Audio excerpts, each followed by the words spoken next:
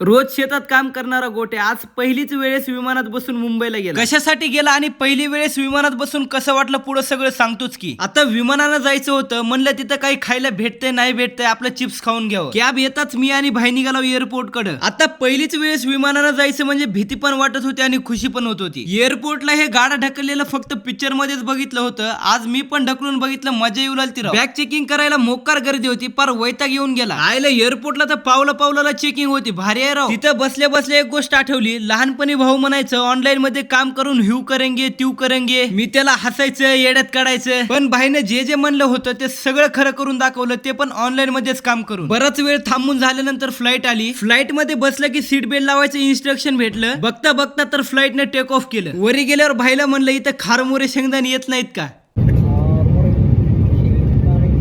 मित्रांनो, ह्या बाटलीचं नाव मोठं लक्षण खोटं आहे. 200 देऊन काय बरोबर लागणार गेली, ते आपल्याला 20 रुपयाची स्टिंग पिऊन सवय झाली आहे, हे काय बरोबर लागते. पहिले खाली चॉकलेट खाऊन वर विमान बघायचं, आज विमानात चॉकलेट खाऊन खाली बघायला.